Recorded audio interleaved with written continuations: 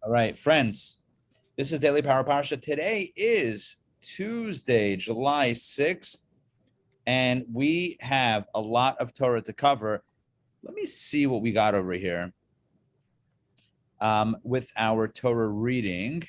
Okay, I'm going to share the screen with you, and then we're going to do this together so that we are on the same page. Okay, we did this yesterday. We talked about, this is the second reading. We talked about the war with Midian and the aftermath of the war, and there was a lot of incredibly successful Jewish campaign in this war against Midian. We talked about how God said to avenge the honor of the Jewish people, and God said, and Moshe said, we're avenging the honor of Hashem, of God. How each one is worried about the other's honor, which is the best type of fight, right? The best type of fight is who loves the other more, right? Not who loves the self more. Most fights are, a clash of egos. Like I love me and you love you, and now we're fighting because I want what I want, you want your one. But imagine if I care about you more than myself, and you care about me than yourself, and now the fight is who can give more to the other. That's a pretty good fight. I wouldn't call that a fight. I would call that love. That's a good thing. Anyway, so back to our story. So there's this war against Midian to either avenge the honor of God or the Jewish people. Successful. The men are killed. The women that were involved in the sinning were killed. And that was that. And there were a lot of animals and other things that came back, and those were divided amongst the people and as donations for the temple or for the Mishkan. So that was basically what we spoke about. We also spoke about yesterday a modern day, a mystical understanding of the war against Midian. Why is it an eternal call for battle? And why is it Moses' final kind of his last, act as a leader? And we explain in Kabbalah, and for those of you that joined me for Kabbalah and Coffee for this course a little while ago, we did this when we were back in person. Also, I think we did this a little bit on Zoom. I'm trying to remember if I think we finished it on Zoom as well. Anyway, the idea of Midian is divisiveness, dissent, fighting against each other. And the idea is that we need to fight the fighting. We need to eliminate the fighting and get along. And that is Moshe's final battle, the final frontier, if you will. The final step before we reach the promised land, so to speak, is getting rid of that which divides us from inside. And it's usually about ego. Ego is the great divider. So it's about really checking oneself and checking the negative forces inside oneself. That is the spiritual message of this battle that we spoke about yesterday. Now, let's go to the third reading for today. Today is Tuesday. Don't forget, we have a double reading this week. So every reading is kind of like supersized. So this reading talks about a fascinating story about the division of the land. All right, let's jump in. Numbers chapter 32, Lev. 32 is the numerology of Lev, Lamed Bet, which is heart. The heart of Numbers is right here. And you'll see that this is a story of love. This is a love story. Let's jump in. The descendants of Reuben and Gad. Those are two of the 12 tribes. So the descendants of these two tribes had an abundance of livestock. They had a lot of animals, very numerous. And they saw the land of Yazer, Yazer in Hebrew, and the land of Gilad. And behold, the place was a place for livestock. Let me explain. You know this by now, because I'm trying to drill this in every class, just so you know, because there's no mitzvah. I mean, there is a mitzvah study Torah, whatever context, but there's no, it puts us at a disadvantage if it's kind of like floating out in the middle of nowhere. This Torah is grounded in time and place. So we're talking about the year 2488 from creation. We're talking about the plains of Moab on the other side of the Jordan, on the east of the land of Israel. So this is to the east of the Jordan River. That's where the Jews are. And now the Torah is telling us what happens. In that space, in that land, outside of the land of Israel, there are two tribes, Reuben and Gad, who have a lot of livestock. And they see that in the local territories, not Israel, in the local territories outside of Israel, it's a place that would work out very well for livestock. Why would it work out well for livestock? Listen, I'm not a shepherd. I'm not a farmer, but I can figure it out. If you have a lot of animals, the animals need land. They need good land. They need land that's appropriate for grazing. This was a good land. They determined that this would be perfect for their utilities. By the way, even in Pittsburgh, guess what there is? LaCroix. Yes, you saw it here first. Right. Verse number 2. So what happens? They approach Moses. The descendants of God and the descendants of Reuben came and they spoke to Moses and to Elazar the Kohen, who was the high priest actually, and to the princes of the community, the leaders of the people, saying, they made a declaration. And they said the following. They named a bunch of cities. Atarot, Dibon, Yazer, Nimrah, Cheshbon, El Elale, Svam, Nevai, and Va'ain. I'm doing kind of the Hebrew versions of these. They said all these cities, 1, 2, 3, 4, 5, 6, 7, 8, 9. The land, let's continue verse 4. The land, let's see, wait, who just joined us? Chana, welcome. It's great to have you. Good to see you. So all of these cities, right here, all these cities, the land that the Lord struck down before the congregation of Israel, in other words, the land that we just captured in this war against Midian, right? You with me on this? They just captured land, or they just defeated a nation. They killed all the men and they took people captive. And I mean, there was like a whole situation. So you can imagine now there's a lot of land. So the land that the Lord struck down before the congregation of Israel is a land for livestock. And get this, your servants, in other words, we have livestock. So you have now Gad and Reuven, to the tribes, telling Moshe and Elazar and the leaders, saying, we want to stay here. There's good land here. So they said the following. They said, if it pleases you, if you're cool with it, let this land be given to your servants as a heritage. Do not take us across the Jordan. We want to stay here, outside of Israel, in the plains of Moab, or in that general vicinity, east of the Holy Land. Don't take us across the Yarden. Don't take us across the Jordan. We don't want to inherit a piece of the land. I know you know this because we talked about it literally last week or 2 weeks ago. The land was divided by Moses and the talking lottery. Raise your hand if you remember the talking lottery. Yes, talking lotteries. Yes, no, maybe. Okay, thank you. So yes, there was a talking lottery that divided the land, and every tribe had got a piece of the land. And now you have 2 tribes saying, by the way, we actually are cool here. We don't want to go into Israel. So now Moses reacts very harshly. Moses is not pleased. And let me just tell this to you up front. I'm not going to tell it to you soon. I'll tell it to you right now. This triggered Moshe. This triggered him. You know, it's like I actually read an interesting article that they're saying not to use the word trigger because the word trigger could be a trigger. You with me on this? So use a different phraseology than oh, this is a trigger word, because trigger word itself, that phrase is also a trigger word. Back to our story, not talking about triggers, but this was a trigger for Moshe.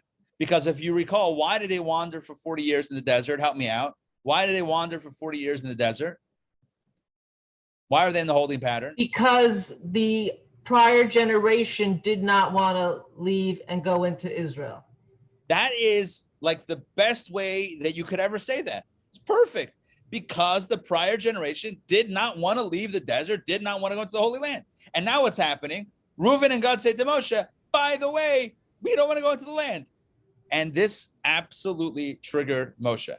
Absolutely triggered him. Let's see what happens. 6. Thereupon Moses said to the descendants of God and the descendants of Reuben, shall your brethren go to war while you stay here? So you're telling me that you're good. You're done. No more travels for you guys. You got the animals, you got the land. That's it. You're comfortable. And so everyone else, your brothers and sisters, right? Everyone else should go out to war to conquer the land of Israel. And y'all are just here, just sitting on your fields and enjoying life and sipping a pina colada or a strawberry daiquiri. And that's it. And you're fine with that. That's a problem. That's number 1. Not fair that you're just going to sit here and everyone else goes out to war. Number 2, why do you discourage the children of Israel from crossing over to the land which the Lord has given them. In other words, what does that mean, discourage? You're saying you don't want to go in. What's going to happen? The other tribes are going to say, oh, why don't they want to go in? Because of the land? Sure, they're afraid. And then they're going to get afraid. And it's going to be the same story as 40 years ago. In fact, this is not my analysis of Moses. This is Moses' words. This is what your fathers did this is literally Moshe telling them. This is what Reuven and Gad, this is what your fathers did when I sent them from Kadesh Barnea to explore the land. That's the spies. Moshe, I'm not reading into the story. This is literally the story. Moshe says, this is exactly what happened 40 years ago. I sent them into the land. Let's continue verse 9. They went up to the valley of Eshcol and they saw the land and they discouraged the children of Israel from crossing into the land, which the Lord has given them. And you're doing the same thing. They discouraged them 40 years ago. And as Moses said a few verses ago, you're doing the same thing. Discourage. Same word. Rabbi, Yeah. I think it was last week, Wednesday night Torah portion. I believe it was then. You said once we achieve, we go over one obstacle or challenge, the next one comes. Yeah, there you go. 40 years later, he's like, I've seen this movie. It doesn't end well. It's not a good move. It's not a good play. And what was the aftermath 40 years ago of the discouragement, whatever the word is?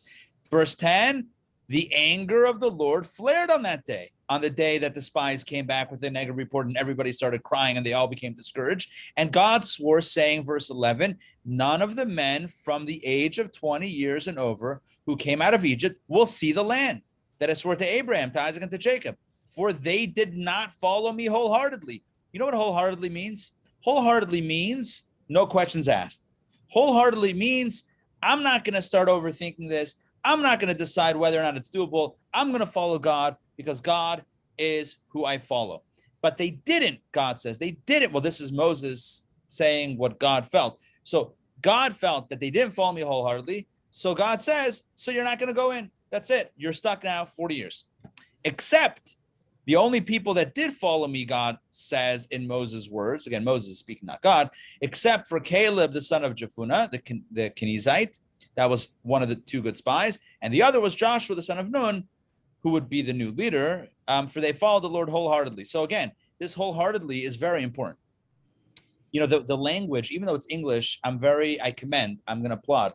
A bit of a silent applause over here. I'm going to applaud the translators here for sticking to a word in the translation consistently. You have oftentimes where translators, meaning well, decide they don't want to use the same word again and again, so they use like synonyms. But meanwhile, then you miss out on the precision of the Hebrew, because the Hebrew was precise. And when you have a precise translation, it works better. So we have a repetition of twice. There's twice the word discourage is used, right? Why do you discourage the children of Israel today? Don't you know that your parents, the previous generation, the spies discouraged the children of Israel 40 years ago? So we have discourage, and now you have wholeheartedly, right? The people didn't follow me wholeheartedly. The only ones who did were Caleb and Joshua, and they're going to go in. What's the point? They're polar opposites. Discouraged and wholeheartedly are the opposite. Wholeheartedly means that you're going in. You're following God. It makes sense. It doesn't make sense. You understand it. You don't understand it. Doesn't matter. Wholeheartedly means you're not overthinking it. God says go, you're in. God says jump, how high? Right, that cliche. What's discourage? Discourage means let's think about things. Let's analyze things. Let's have a committee. Let's have a meeting. Let's set up a vad. Vad is like, in Hebrew, vad is a board, right? Let's set up a thing and let's think about it. Let's strategize. So the spies came back. We can't do it. We should do it. We shouldn't do it. Discouraging. Once you're overthinking it, then you're not wholehearted anymore. You see the difference? And it's not necessarily like brain versus heart, although maybe it is also, but it's more of just, am I in or am I in my head, right? Am I all in or am I in my head? And you and I know this in our lives. There are moments in which we suspend logic, we suspend fear, and we just jump in. And sometimes we're like, well, this, that, or the other, paralysis by analysis, and we don't go in. And what happened 40 years prior, Moses said, is that they came back, negative report, and everyone started thinking, how are we going to do it? Will we be successful? Will the giants or the other people kill us? Oh no, it's not going to be good. And you start thinking about it and you're done. You're not wholehearted. The antidote to discouraging is following wholehearted, being all in and not thinking about it too much. Let's continue. Moses continues. Again, this is all Moses' response to the two tribes who requested the land outside of Israel. This is still Moses. I told you got triggered. This is still Moses talking to them, or talking to them harshly. The anger, he's going back still 40 years. The anger of the Lord flared against Israel 40 years ago, and he made them wander in the desert. That's not my word. That's the Torah's words, for 40 years. In the Hebrew, it's vayini'em. That's the verb. He made them wander for 40 years. Verb. Yeah, adjective. Verb. And he made them wander in the desert for 40 years until the entire generation who had done evil in the eyes of the Lord had died out. And behold, now Moses brings us out. In case they were wondering why Moses is giving them a history lesson, now it comes in full circle. And behold, you meaning Reuben and Gad, you two tribes, you have now risen in place of your fathers. This is strong language. You have now risen in place of your fathers as a society of sinful people. Not my words, right here. To add to the wrathful anger of the Lord against Israel. You are doing the same thing as your fathers. You're now in the place of your fathers. You are now the society of sinful people. Let's copyright that. That's a fantastic name if that's your thing, right? The society for sinful people. And you are going to bring God's anger against the Jewish people. And verse 15, what's going to happen? Says Moses, if you turn away from following him, he will leave you in the desert again, and you will destroy this entire people. You are on the precipice of pushing a button of doom. Do not do it, says Moses. The button was pressed 40 years ago, and it blew up, and your fingers on the button again. Yeah, that's a pretty strong response. Verse 16. I love how they answer him very calmly. Point by point, Moses makes 2 points. It was a bit of a long response, but there were 2 points. Number one, should you sit here and enjoy the good life while your brothers fight? That's not fair. Why do you get to just sit back and relax? That's one point. And the second point was, you're going to discourage the people. God's going to get angry, and there's going to be another decree against the people. And I'm not going to be around to save you guys. I mean, he didn't say that. I'm saying that. So they answer the points one by one. There's 2 points. It's not fair that you're not fighting with your brothers, and how could you do this, essentially? So they approached him and said, oh, it looks like we're getting cut off right here. Oof, this is good stuff. This is really good stuff. They approached him and said, we will build sheepfolds for our livestock here and cities for our children. So far, they're not answering anything. Like, yeah, I know that's what you want to do. You want to build Gidra's sign. Sheepfolds, really sheep? I don't know what a sheepfold is, but Gidra's sign means pens. Gidra's are pens. Maybe that's what sheepfolds are. It's like pens for the sheep. Yeah, maybe the typo, sheep holds maybe instead of the F. Oh, I don't know. I've already been wary of calling out typos on this because then I Google it. I'm like, whoops, I just didn't know it. But anyway, could be. Anyway, sheep folds, sheep holds, who knows? But places for the sheep to live and hang out, for our livestock here in cities for our children. So far, they're not answering any claims. They're just saying what they want, but we kind of know what they wanted. But they're building up to something which answers the first pushback of Moses. We will then listen to this.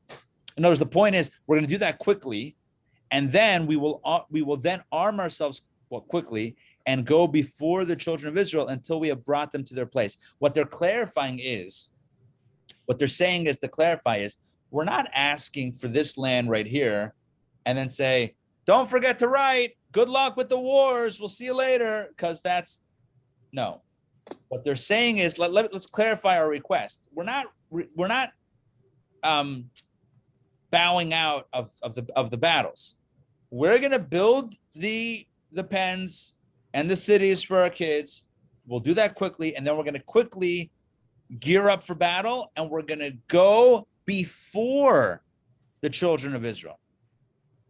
Lifnei b'nei Yisrael. Before means front lines.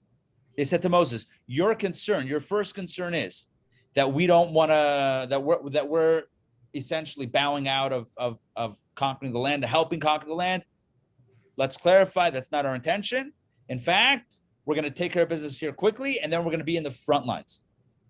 Front lines. Our children will reside in the fortified cities on account of the inhabitants of the land. In other words, we need to secure our families first. We're going to quickly build fortified cities and put up the proper protection because there's still hostile neighbors around. But we're going to go to the front lines. We shall not return home. We shall not return to our homes until each of the children of Israel has taken possession of his inheritance. If you think that our intention is to sit here and let everybody else do what they want to do, but it's not my business, not our business, that's not true, that's not correct, that's not the intention, but let's clarify that. Now, the truth is, they didn't explain what they didn't give a proper proposal, in all fairness to Moshe. They just said, we want to live here, the land is good, right? Moshe had no idea, he's not a mind reader. How was he supposed to know what they had in mind? So it's good that they had this dialogue. It's good that they have this conversation so that they can clarify. Moses says, is it right? Let's go back to the actual claim. Shall your brethren go to war while you stay here? And then the other one is about discouraging, but there were 2 points. So to answer the first point, shall your brethren go to war while you stay here? The answer is no. We're not going to stay here while our brethren go to war. We're going to quickly build the pens and the fortified cities for our families and the livestock, but then we will go to war with our brethren and the front lines. That's how they clarify it. And we're not going to go home until everybody is safe, until every other tribe has their place to live. Then we go home. That's their pledge. We'll go in the front lines, and we're not going home until everyone is okay. We're going to fight by their side in the front of everybody. For we will not inherit with them on the other side of the Jordan and beyond. In other words, they're doubling down on the request. We're not going to inherit with them there in Israel because our inheritance, this is a bold claim. This is their request, but they're stating it as a fact almost, because our inheritance has come to us on the east bank of the Jordan. We found our land. We're going to be here. We're not going to be there, but we're still committed to fight. Now, this is, again, in middle of the dialogue, because Moshe had 2 issues. Number one, it's not right that you don't fight with everybody else. And number 2, you're going to discourage them. The truth is, the first answer already, I think, is helpful for the second piece of it. Are you with me? It's like the whole discouraging is if they settle and say, we're not going into Israel, we're not going to fight. And the implication is that everyone thinks that they're afraid, then they're going to get afraid. If they see these guys saying, listen, it's literally about the land and the livestock and the cities, maybe there's nice parks and a school system, I don't know, but whatever, that was a joke. But, it's like, let's settle this land, but we're not afraid. We're going to go in front lines. Well, maybe that also addresses the second question about discouraging the other people, because it's not discouraging. But the dialogue will continue. We're doing this tomorrow. And there's no in-person class tomorrow because I'm still out of town, right? I'm broadcasting from Pittsburgh, as I mentioned. So there's no class in person tomorrow, but there is on Zoom. So we'll continue this tomorrow. Moses' response, and then their response, and how the issue is resolved. But again, the core idea here is that Moses says 2 things. Number 1, it's not right that you don't fight with your brothers. And number 2, you're going to discourage them. And really, to answer, I think, both in one fell swoop, they're saying, that's not our intention. We're going to fight with them. So number 1, We're not going to bow out of the fight. We'll be there. We'll be on the front lines, and it won't discourage them either, because why would they be discouraged? They're only discouraged if they think that we think that it can't be done. And then maybe they're going to start having second thoughts, but we don't doubt it. We're going to be in the front lines. We believe it, etc. Okay. I hope that makes sense. That makes sense. Yes. Yes, Ish. The real question here is, if we're being honest, let me just quickly scroll through Rashi. Here, let's do this Rashi quickly. When Moses says, why do you discourage your brothers? So Rashi clarifies, you turn aside and dissuade their hearts from crossing, for they will think that you are afraid to cross because of the war and the strength of the cities and the people. In other words, if you settle here, they're going to think that it's because you're afraid, and then they're going to get afraid. All right. Anyway, he says that's what happened 40 years ago. Kadesh Barnea, Caleb, Joshua, wander and in exile. Okay, we good. Oh, haha. Let's do this one. Let's do this Rashi. When the tribes come back to Moses, this was at the end of what we just read, and said, listen, we're going to fight, but first we're going to build the sheepfolds for our livestock and cities for our children. Take a look at Rashi. They were more concerned about their possessions than about their sons and daughters, since they mentioned their livestock before their children. You see that? They said, no, Moses, we're going to go to war, but first we're going to quickly build the stuff for our livestock and the cities for our children. So they even in clarifying and ultimately, explaining it well, they still mentioned the possessions, the sheep, before the kids. So Moses said to them, not so. In other words, that's not the right way. Treat the fundamental as a fundamental, and the matter of secondary importance as a matter of secondary importance. In other words, you got to know the ikr, and it's beautiful in Hebrew. Ikr, v'hatafel, tafel. You got to know what's ikr and what's tafel. Ikr means primary, and tafel means secondary. Like, you got to have your priorities straight, right? First, build cities for your children, and then enclosures for your sheep. Not the other way around, right? Don't put your possessions before your kids. That was just, it's kind of like a sidebar, because the main point was about whether or not they are afraid or not afraid, or they're going to fight, not going to fight to conquer the land. But just even in the request to take this land for the cattle, for the livestock, and the kids, you got to put the kids before the cattle. That's the way it works. Kids before cattle. That's a good alliteration. Rabbi, yes. Right away, we see the message of unity, which you began with today, is already just, broken. I like it. Wait, you mean broken, or? There's no more unity. The tribes. Yeah. Exactly right. They're split. Exactly. They're right. Split. Yeah. But okay, we're gonna get into some deeper themes in a moment. Good. You're right. Correct. Quickly, children of Israel. Oh, here we go. Take a look. So they said they're gonna go before, when they said we're gonna fight, and we're going to go in the front lines before the children of Israel, at the head of the troops. Rashi clarifies, in other words, front lines, because they were mighty warriors. For concerning God, it says in Deuteronomy, tearing the arm of his prey together with the head. In other words, they were strong and mighty. Physically, they were strong and a mighty tribe. Moses, too, explained this to them a second time in the portion of Elad Dvarim, which is Deuteronomy, the opening portion in Dvarim, which we'll do next week, Deuteronomy. And I commanded you at this time, saying, pass over armed before your brothers, children of Israel, all who are warriors. And concerning Jericho is written, the armed force went ahead of them. These were the tribes of Gad and Reuben who were fulfilling their condition. So it actually did play out in the book of Joshua, and the book of Deuteronomy talks about how, them going out in front. So they ultimately did go out in front, and they were mighty, and it all worked out. Other side of the Jordan, Western Bank. Okay. Yeah. We've already received it on the eastern side, and they didn't want to budge. Good. So now we have one question left. Beautiful. It's beautiful. It's a story. It's narrative driven. It's easy to read, easy to learn, but what we're left with is a bit problematic, because what we're left with is a story where Moses, the great leader, completely misreads the people. Right? They're asking for land. And at least if we believe that they didn't adjust their request, but they had not clarified it before, we're left with the question, why didn't Moses ask them to clarify instead of accusing? Because he did accuse them. Moses accuses them of not wanting to go to war, of sowing discouragement amongst the rest of the Jewish people. Moses accuses them of copying the ways of their fathers who got them into this big mess in the first place. It's an accusation, essentially. Moses says, how dare you? This is a terrible thing. And then the tribes clarify, no, it's not what we meant. We're going to fight. We're not discouraging anybody. Okay. So why didn't, this is my question, this story doesn't paint Moses in the best light, because it shows him as somebody who hears a little bit of information, jumps to conclusions, starts, ranting and raving. And then the other party says, calm down, let me explain what we were saying. And then there's clarification. Why not? I mean, Moses was the loving, gentle leader of the Jewish people. Why didn't he say, let's make a deal. You want to go in? You want this land? Okay, these are the conditions that you'll have to do.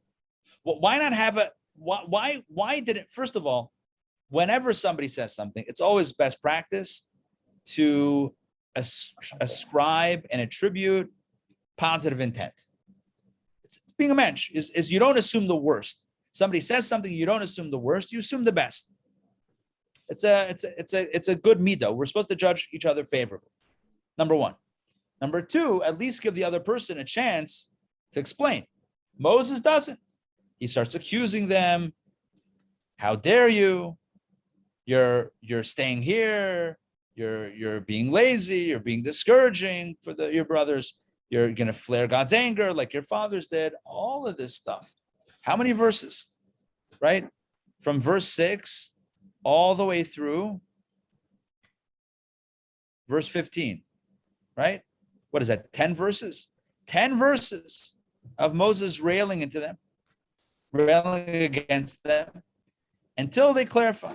Why not say, I'm confused, explain your request, or I'm concerned, about your request, give me more details. He could have said, we can talk about it, we can negotiate, but you're going to have to do X, Y, and Z in order for that to happen, for you to permission to be granted. Why not? Why not do any of those things? Doesn't make sense. Why is Moses jumping to conclusions about them and in a harsh way? So I want to share with you something. That in truth, this is a profound love story. That's how I mentioned at the beginning of the class. It's one of the greatest love stories ever told. Moses judged them harshly because he could tell that they were lying. He could tell they were lying. What do I mean by that? What I mean is they came to Moses and said, we have all these animals. This is good land for animals. We want to stay here. Moses heard the request. He could tell that they were holding back something. They weren't being honest. He smelled a lie. And because of that, he got suspicious. What's the lie? The lie is that they're afraid of Israel. They're afraid to go in. They don't want to go in. They don't trust God. They don't trust whatever. And he's like, that's terrible. Why did he jump to that conclusion? Because he knew, he could tell that they were not being honest with him. It wasn't about the animals. It wasn't about the livestock. It wasn't about the land. It wasn't Matot-Massei. Fake news, as the kids say today. And he was right. They were lying. What do I mean they were lying? It wasn't about the livestock. Later on, shortly before his death, Moses reveals to us. That's why sometimes you need to learn all of Torah to put all the pieces together, right? You can't build a puzzle without all the pieces. So when we go through the Torah portion, we're always looking at a piece of the puzzle. But it's good to have a bit of a broader spectrum of awareness so that we can start putting together pieces. The end of the book of Devarim, end of the book of Deuteronomy, Moses blesses all the tribes before his passing. And Moses says to, I forget if it's Reuven or Gad, one of these two tribes, you took Chelkat Mechokek. You took the portion of the lawgiver as your land. Who's the lawgiver? Moses. Moses. What does it mean that you took the portion of the lawgiver as your inheritance? You chose the land that the lawgiver would be forever interred. What does that mean? Oh, buried. Buried. What does that mean? Where was Moses buried? In the Yeah. plains of Moab, in that very spot that today's story took place. Correct? I told you at the beginning of the class today, it has a setting, a time and a place. What's the place? The plains of Moab on the eastern side of the Jordan River outside of Israel. Guess who's buried right there? You guessed it, Moses. Why was Moses buried there? Because he was not allowed to enter Israel. And so there he was buried in that space. And the commentaries, some commentaries, tell us that why is it, in truth, that Reuben and Gad, those two tribes, why did they want the land outside of Israel? Because they didn't want to abandon Moses. Are you with me on this? They didn't want Moses to be buried, and then the entire nation says goodbye, and everyone marches into Israel. They were heartbroken by that fact. They were heartbroken by that thought. They said, that's not right. That's not okay. That's not going to happen. So Moses will be buried, and we're going to build cities right around. And we'll visit, but we'll be in proximity. We're not abandoning our leader. He never abandoned us. We're not going to abandon him. That was their real intention. And it's later on, right before his passing, that Moses realizes what their intention was. He says, these tribes asked for the chelkat mechokek, they asked for the portion of the lawgiver as their land. It wasn't about the livestock. It was never about the livestock. That was if a lie is too harsh, fib, white lie, I don't know what that means even. It wasn't the truth. It wasn't the truth. Yeah, it might have also been good for livestock, but don't tell me there's no part of Israel that has good livestock place. Of course there is, right? Why did they specifically want that? You could have told Reuben and Gad, guys, there's a whole land of Israel. There's plenty of places for your livestock. Come on in and let's do it. You want this land because you came. So what? In Israel, there's place for livestock. No, we want this land. Moses knew something was wrong here. He could smell that there was a lie. So he thought that what was the lie? They were afraid to go in. They weren't afraid to go in. They couldn't bear the thought of leaving Moses behind. That was their secret agenda. They couldn't tell him that. Why not? Because what are they going to say? Right? Moses, we love you. We don't want to leave you alone. We don't want to abandon you. Moses would have said, don't worry about me. Go in. So they concocted a story. Or maybe maybe it was men that approached, and guys and emotions, maybe they weren't, they didn't want to, I'm sort of joking about that, or maybe not. I don't know if I'm joking, but here's the point. Their agenda was to not leave Moses behind, but they weren't being upfront about it. And so Moses was suspicious. What's the agenda? He thought, well, maybe it's a negative agenda. Turns out to be a positive agenda or a loving agenda. But the reason why he was suspicious is because there was what to suspect. They weren't being honest about their intentions. Turns out they didn't have nefarious intent. They had actually beautiful intent. Beautiful, beautiful intent. So turns out that this request, it's not about the livestock. It's not about it's a love story. It's a story of a people who are so in love with their leader that they can't bear the thought of abandoning him the other side of the Jordan by himself. It's a powerful message of people and relationships, and a relationship between a leader and a people that is really deep, really, really deep. I will say that it fits with the character of Reuben, who is the tribe of Reuben. Of course, the original was the guy named Reuben, one of the sons of Jacob, who is the biblical character of the one who has great intentions, but in delivery, somehow it gets misconstrued. It kind of things blow up sometimes. Like Reuben, yeah. Excuse Go me, ahead. wasn't he the one that was going to go back? Yeah, he was gonna go back to get Joseph, but it didn't work out. He was too late. Or he wanted to protect his mother's honor, so he moved his father's bed after Rachel passed away. He had good intentions again, but the execution, so to speak, the facilitation of it, it just comes out a little awkward. Or when when Benjamin was taken, when the brothers were going down to Egypt to buy food, and Joseph, who was the viceroy, they didn't know Joseph, said, don't come back down here without your little brother Benjamin.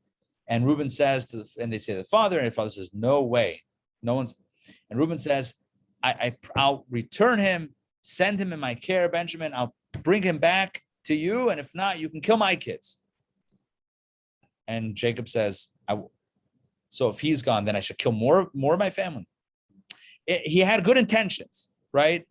But it's like in either their articulation of it, it just didn't exactly come out clearly or work out exactly as it. So again, to me, just following that pattern, it's not that surprising that Reuben here, the tribe Reuben, years later, has wonderful intentions, loving intentions, but maybe it's just not being upfront, completely upfront about one's intentions, and it's just it's a communication hitch, good intentions, but communication doesn't come out right. So yeah, they love Moses, they don't want to leave him, but they figure that I'm not going to say it, so we're going to concoct the story, and that Moses is going to agree to, and then Moses gets upset. So the one that they love, they end up upsetting. You with me on that? How like it kind of backfires a little bit? I mean, eventually they do get the place, but anyway, that's another mini lesson in that lesson. What's the overarching lesson? It's about love and caring about others and not abandoning them and being there for them in life and after passing. And I don't know that I can get more specific than that, because, it's a broad lesson. We can all apply it in our own way. All right. That is it for today. So what do we do today? We spoke about love, cattle, and kids. Anyway, Donna. How does this whole episode impact, the Jewish claim to the land of Israel? And then are we still ancestrally related to this outside section of Israel? Yeah, good question. So my understanding is that as long as the Jews were in and around Israel, that was a part of, I don't know if it's a kosher word or not to use. I don't know if it has other connotations. Annexed? Does that have a negative connotation? No. Is it negative? I don't know. I don't know if it is. Nowadays it does. I mean, nowadays it does. Okay, but I want to use it. I want to use it in more of a clinical term. Yeah. Maybe adjacent. It was, like Jackie Mason used to say, everyone says they live in Beverly Hills. All right, not Beverly Hills adjacent, whatever. So like this was like Israel adjacent. This was like Israel right there. So as long as they were living there, that was part of part of the land. It was the what does greater it mean Israel. For the holiness of Israel and it's the greater Israel. Exactly. That's a good way of putting it. It's the greater good, right? Like Atlanta and the metro area. Yeah. So this is like the greater Israel area. Good way of saying it. And as long as Jews were there, they were there. And really until probably the exiles. And then they were just, again, tribe by tribe was picked off in the north anyway. So whatever, this was the north. This would have been the northeast. Now, does that mean that Israel extends to those borders? Was it considered to be part of the Holy Land to the point? You could ask a practical question. So there are certain laws, agricultural laws, like certain tithes that have to be given from, or bikurim, the first fruits of produce grown in Israel. Would that apply to the land that was Reuben and God's land out of Israel? Did it have did the mitzvot of Israel apply there because it was like kind of Jewish land, or is it considered Jewish land but outside of Israel? I know it's discussed, and I'm trying to remember just offhand which way it falls. It's definitely discussed in the books. There's an answer. I don't remember the answer, Anyway, but it is discussed and it has a status. What it is, we'll have to look it up. I have to remember to look it up. So that is that. But yeah, you're asking a good question. But of course, Israel, the rest of Israel, or the mainland Israel, was conquered by the Jewish people, and that holiness was there. Essentially, my understanding is any place that Joshua conquered became the borders of Israel. And I guess the question is, did that land outside ever get that level of, I do want to say that I don't know that it had then, but in the future it says when Mashiach comes, the land of Israel will be expanded, the borders will be expanded, and maybe it will. Because, I mean, if Moses was set to not be in Israel, then Good point. Good point. Yes. Right. Or maybe this is what the tribes, because of their love, it wasn't only about keeping them company. Maybe it was also about extending the borders. So even if not formally, but informally, that he should be interred in Jewish land. Added. I like that twist. So even if it doesn't have the halachas, even if it doesn't have the legality, the legal status, the colloquial status would still, either way, would still be there. Hey, Centurion. Hello. Good to see you. Hey. All right, so that's it. Good. I love it. All right, I want to wish everybody a good day and enjoy. What's the weather like in Atlanta? Is it nice? yes, Tonight. yes. Perfect. Nothing tonight. I think we don't have class tonight. Do we have to? I don't think so.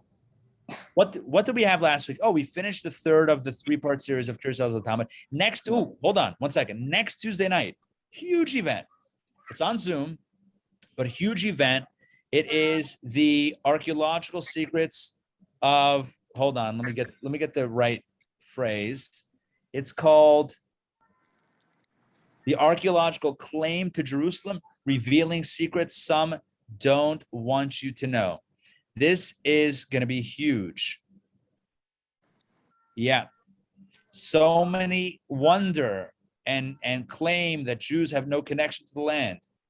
Like, you guys stole our homeland, other people say. Don't you know we were living there? And then the UN gave you a piece of our land. How dare you? As if Jews don't have an original claim to the land. And you wonder, but how do you, what's the original claim? Well, let's dig and let's come up with the actual evidence. Evidence. It's a key word today in modern language. Evidence and science. We're going to look at the evidence and the science next Tuesday night, 8 p.m. Do not miss this. Tell your friends. It's fascinating on every level. If you like history, archaeology, Israel, Jews, and other things, you're going to love this event. It's going to be a fantastic one. So that's next, not tonight, next Tuesday night. Don't forget what else is coming up. Thursday night, we're bringing back also Jewish summer cinema for another few engagements. We have the Fiddler movie, which we didn't show because it was a rain out that night, plus another 2 films, because we're not just going to make up the 1 film. We're going to add 2 more gorgeous films, beautiful, I don't know if you call them Jewish movies, but like Jewish theme movies. And what else was I going to say? Oh, and then we have a whole slate of programming, of programming coming up. Stay tuned. Rabbi Schusterman tonight is launching in person the business. Yes, big, huge Jewish business networking event tonight. Again, event tonight at what time? Is that 7 or 7:30? 6:30 for dinner. 6:30, even At better. Open wine bar. Open wine bar, dinner, and all that good stuff. So I wish I could be there. I would be there if I was there. I'm gonna be there. But I'm here. But you're not there. So give my regards and enjoy. All right, everybody. Have a wonderful I just day. wanted to Thank you. share. I'm just joining. I know I'm an hour late, but I'm in Paris. Better late than never. I forgot. Sandrine's in Paris. Oh, Yeah. wow. That's amazing. And today I went to Le Marais, which is a Jewish neighborhood. And I went to visit the shul where the Rabbi used to daven. Oh my my gosh. goodness. And I asked them, if I could go in, and they gave me a little tour. That's And so cool. I asked them, what's the name of that shul? And they say we call it only 17 because it's 17 Rue des Rosiers, like, in that street, number 17. So just like we have 770. 770, In yeah. Paris, it's 17. Love- 17 in French. Yeah, That's so that beautiful. was So you were in the very Rebbe's old special. shul. Yes. That's crazy. And Rebbe was in Paris for a while. He studied at the Sorbonne. He was in Paris, and there's incredible stories about this is before he was Rebbe, but there are incredible stories about his time in France. yeah, and they still have service for Shabbat and Kabbalat Shabbat Friday night. The service is at 10 p.m. because that's so late Shabbat. That's late, yeah. Amazing. And Very here, cool. I'm not sure what this is. Is that France or somewhere else? I'm kidding. Some sort of Oh, European- some type of chateau, but not some sort of something. yeah. An old painting. See? All right. Good stuff. Great to see everybody. Bye-bye. Have a wonderful day. We'll see you guys soon. Regards to your mother. Thanks. I will. I'll give her regards. Yes. Thank you. See you guys soon. Thank you. Safe travel. Bye-bye. Okay, thank you.